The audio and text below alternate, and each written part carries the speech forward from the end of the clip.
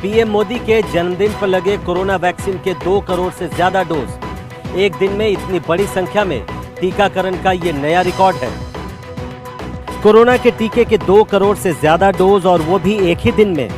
ये करिश्मा हुआ है प्रधानमंत्री मोदी के जन्मदिन के मौके पर। केंद्रीय स्वास्थ्य मंत्री मनसुख मांडविया इस खास मौके पर दिल्ली के सफदरजंग अस्पताल गए और वहां स्वास्थ्य कर्मचारियों को मिठाई खिलाकर इस उपलब्धि का जश्न मनाया। Thank you all health workers. Well done India. इससे पहले भारत में एक दिन में सबसे ज्यादा टीकाकरण का रिकॉर्ड 31 अगस्त का है। उस दिन 1 करोड़ 41 लाख से ज्यादा डोज लगाए गए थे।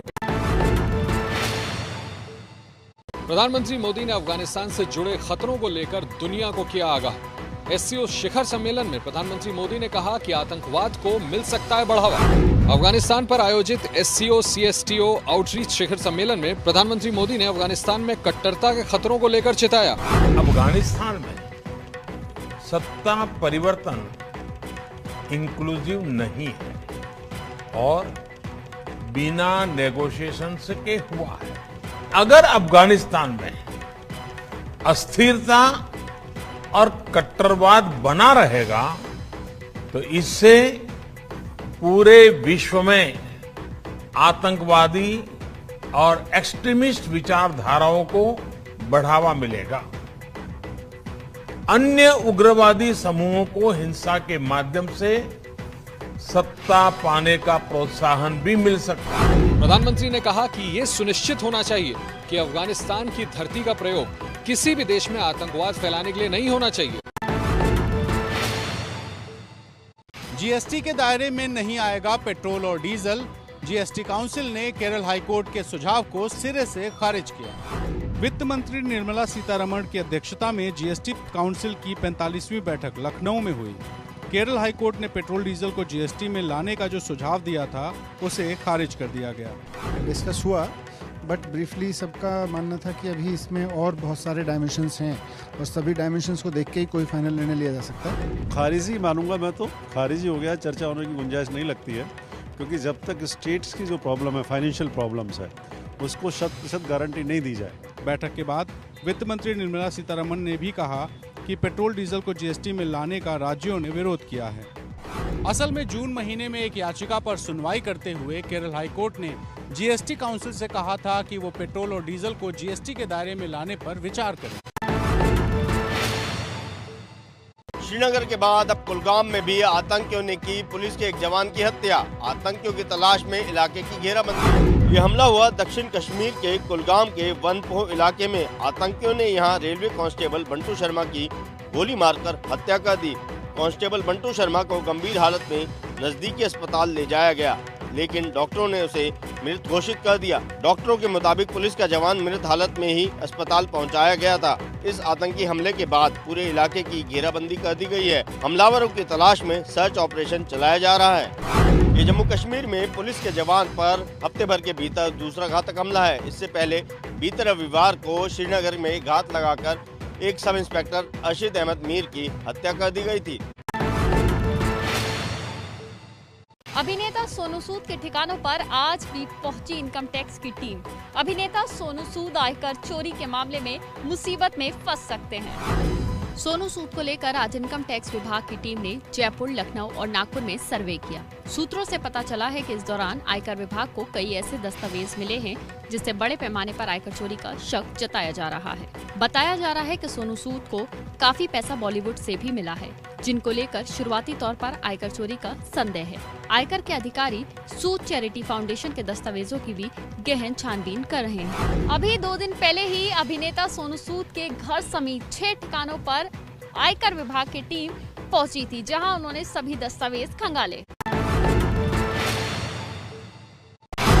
सिखों के पवित्र स्थल नांदेड़ में सिख वेशभूषा में नजर आए केंद्रीय मंत्री अमित शाह।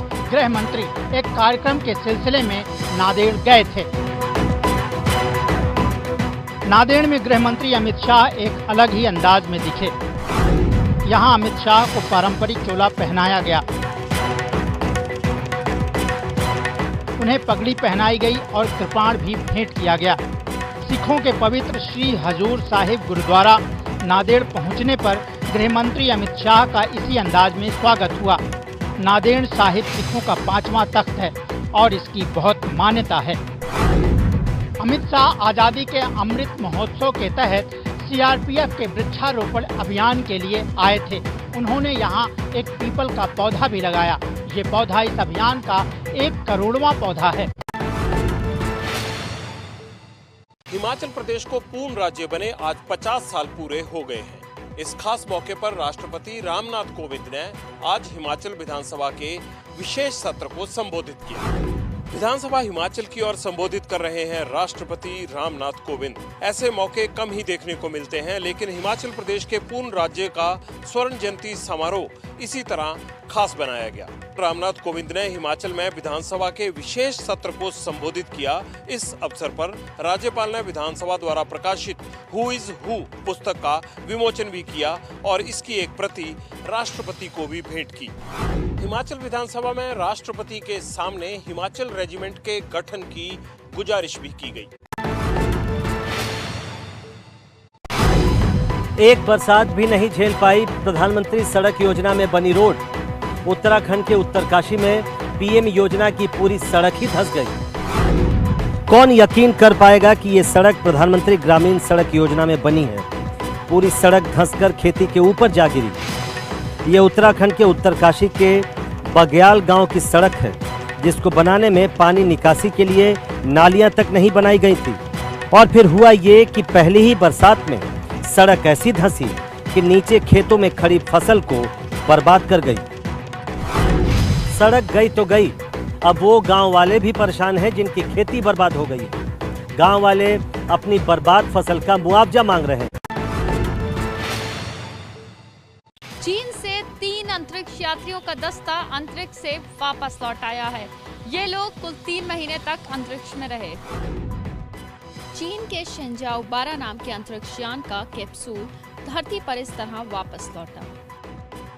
जब उसने धरती पर लैंड किया तो उसके अंदर से 30 मिनट बाद वो 3 अंतरिक्ष यात्री बाहर निकले, जो कि 3 महीने पहले अंतरिक्ष की यात्रा पर गए थे। ये अंतरिक्ष यात्री पैराशूट के जरिए एक मरुस्थल पे उतरे। यहाँ उन्हें कैप्सूल के पास रिसाइक्लिंग चेयर पर बिठाया गया ताकि वो धरती की ग्रेविटी दोबारा से तालमेल बिठा सके।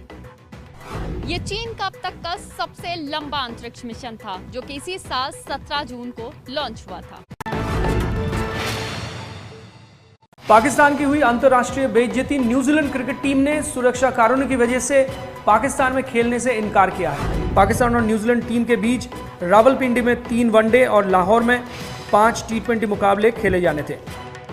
आज पहला मैच था। उससे पहले न्यूजीलैंड की टीम ने सुरक्षा कारणों का हवाला देकर मैच खेलने से मना कर दिया। न्यूजीलैंड की टीम वापस देश लौट रही है। पाकिस्तान क्रिकेट बोर्ड ने कहा है आज न्यूजीलैंड की टीम ने सुरक्षा कारणों को लेकर सीरीज टालने के एक तरफा फैसले के बारे में बताया। पाकिस्तान क्रिकेट बोर्ड और पाकिस्तान सरकार ने सभी टीमों की सुरक्षा के पूरे इंतजाम किए हैं। हमने न्यूजीलैंड की टीम को पूरी सुरक्षा का भरोसा दिया है। हमारे पीएम ने न्यूजीलैंड के प्रधानमंत्री से बात की और सुरक्षा का भरोसा दिया। हम चाहते हैं कि न्यूजीलैंड दौरा ना रद्द करे। आखिरी वक्त में दौरा रद्द होने से पाकिस्तान में क्रिकेट के प्रशंसक मायूस होंगे। न्यूजीलैंड टीम पाकिस्तान पहुंच गई थी। आज मैच भी होना था, लेकिन पाकिस्तान में जैसे हालात हैं उसे देखकर न्यूजीलैंड टीम ने दुनिया के सामने पाकिस्तान की पोल खोल दी है। आज है प्रधानमंत्री नरेंद्र मोदी का जन्मदिन। 71 साल के हुए पीएम मोदी। जन्मदिन के जश्न के साथ बीजेपी ने पूरे देश में चलाया कोरोना टीका का अभियान।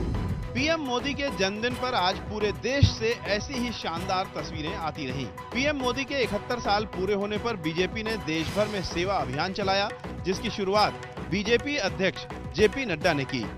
जन्मदिन के जश्न के साथ देश भर में आज बड़े स्तर पर कोरोना टीकाकरण भी किया गया। एक दिन में 2 करोड़ का लक्ष्य रखकर वैक्सीनेशन का नया रिकॉर्ड बनाया गया। जन्मदिन पर मोदी को उनके समर्थक अलग अलग अंदाज में शुभकामनाएं भेज रहे हैं। पूजा अर्चना और हवन का दौर भी चल रहा है। बीजेपी शासित राज्यों के मुख्यमंत्री भी मोदी के जन्मदिन के जश्न पर अलग अलग अभियान और कार्यक्रमों में शामिल हुए। मोदी के जन्मदिन के जश्न पर सेवा मिशन और कोरोना वैक्सीनेशन को जोड़कर बीजेपी ने अपने अभियान को नई रफ्तार दी है। प्रधानमंत्री नरेंद्र मोदी के जन्मदिन पर जगमगा उठी काशी। 71 किलो का लड्डू बनाया गया। वाराणसी के दशाश्वमेध घाट पर जन्मदिन के मौके पर हुई विशेष गंगा आरती। मोदी के जन्मदिन पर काशी में ऐसे ही उत्सव की गूंज सुनाई दी। काशी के दशाश्वमेध घाट पर ये पीएम मोदी को शुभकामनाओं के लिए विशेष गंगा आरती की गई। बीजेपी नेताओं ने यहां मोदी के लिए विशेष पूजा भी की। इसके अलावा यहां सुबह मां गंगा की 71 मीटर चुनरी पूजन किया गया। 71 लीटर दूध से रुद्राभिषेक करके गंगा और बाबा विश्वनाथ से मोदी की लंबी आयु के लिए प्रार्थना की गई। जन्मदिन के मौके पर वाराणसी में 71 किलो का लड्डू मंदिर में चढ़ाकर लोगों में बांटा गया। वाराणसी पीएम मोदी का संसदीय क्षेत्र है और पूरे शहर में कल शाम से ही उत्सव का माहौल है। आज प्रधानमंत्री नरेंद्र मोदी का जन्मदिन मनाया जा रहा है। 71वां जन्मदिन प्रधानमंत्री नरेंद्र मोदी का मनाया जा रहा है। पर चंडीगढ़ में हम आपको दिखा रहे हैं कि किस तरीके से चंडीगढ़ यूथ कांग्रेस के जो वर्कर्स हैं, लीडर्स हैं, वो आज इस जन्मदिन को, प्रधानमंत्री नरेंद्र मोदी के जन्मदिन को राष्ट्रीय बेरोजगार दिवस के तौर पर मना रहे हैं। बतौर प्रोटेस्ट बात करेंगे हम। क्या नाम है आपका? मनोज लुबाना, यूथ अध्यक्ष हूँ चंडीगढ़ का। मनोज, क्यों ये प्रोटेस्ट कर रहे हैं आज आप? ये पकौड़े, समोसे, गोलगप्पे और बूट पॉलिश, क्यों प्रोटेस्ट है आपका? सर, हमारा प्रोटेस्ट है कि मोदी जी, प्रधानमंत्री जो हमारे कहते थे कि लोग चाय बेचो, हम अपने देश के प्रधानमंत्री से रिक्वेस्ट करना चाहते हैं, हम इस देश के वासी हैं, हमारे बारे में सोचो। तो प्रोटेस्ट कर रहे हैं, सिंबॉलिक प्रोटेस्ट है यहाँ। यूथ कांग्रेस के वर्कर्स के द्वारा ये प्रोटेस्ट जो है किया जा रहा है।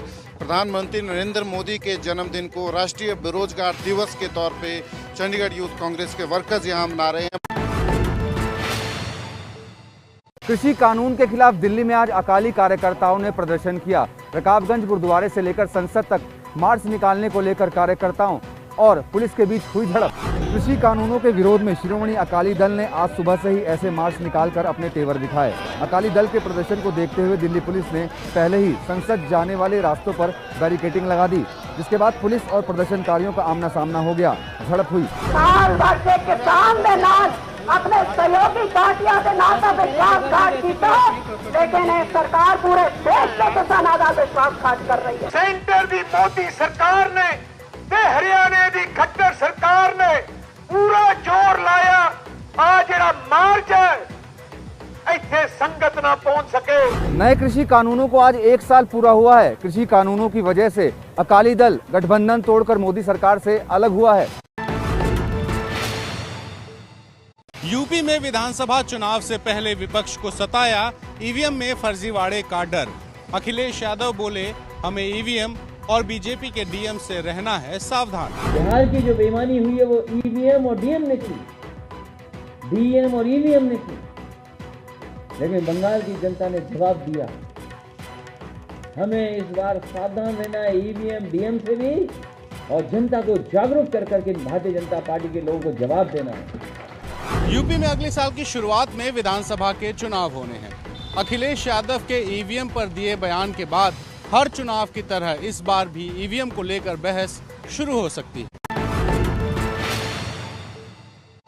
महाराष्ट्र में शिवसेना और बीजेपी के एक साथ फिर साथ आने के कयास तेज। मुख्यमंत्री उद्धव ठाकरे के एक बयान से शुरू हुई हलचल। महाराष्ट्र के मुख्यमंत्री उद्धव ठाकरे ने आज मोदी सरकार में मंत्री बीजेपी के राव साहब दानवे को अपना भविष्य का साथी बताया, जिसके बाद ये कयास तेज हो गए हैं कि क्या शिवसेना और बीजेपी आने वाले समय में साथ आ रही हैं। की रावसाहेब, तुम्ही, आम्ही सगळेच जण राजकारण बाजूला ठेवून जनतेच्या हिताच्या गोष्टी करतो आणि मला असं वाटतं की जनतेला सुद्धा तेच अपेक्षित आहे। आज के वक्तव्य के बाद अगर कोई इसमें बदलाव होता तो आगे देखेंगे। मुख्यमंत्री जी ने मुझे बम्बई आने का न्योता दिया है। उद्धव के बयान के बाद राज्य में मंत्री अब्दुल सत्तार ने भी कहा कि अगर राज्य में एनडीए की सरकार हो तो केंद्र से अच्छा तालमेल रहेगा। कल से शुरू हो जाएगी 4 धाम यात्रा। उत्तराखंड के मुख्यमंत्री पुष्कर सिंह धामी ने किया ऐलान। उत्तराखंड के मुख्यमंत्री पुष्कर सिंह धामी ने कहा है कि 4 धाम यात्रा 18 सितंबर से शुरू होगी। तीर्थ यात्रा पर से प्रतिबंध हटाने के उत्तराखंड हाईकोर्ट के फैसले के बाद राज्य सरकार ने यात्रा की तैयारी शुरू कर दी है। 4 धाम यात्रा आने वाले यात्रियों को 72 घंटे पहले की कोविड नेगेटिव रिपोर्ट लाना जरूरी होगा। श्रद्धालुओं को देहरादून स्मार्ट सिटी पोर्टल और देवस्थानम प्रबंधन बोर्ड के पोर्टल पर रजिस्ट्रेशन कराना होगा।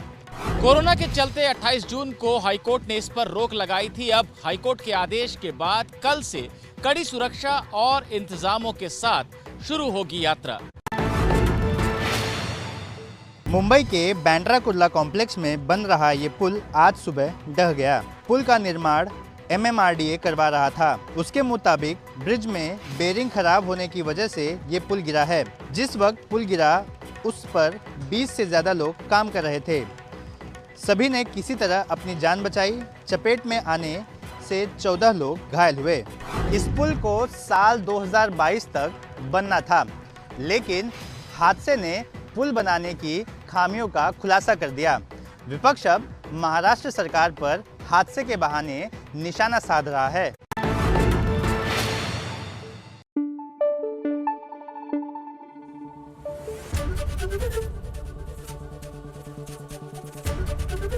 ABP न्यूज़ आपको रखे आगे।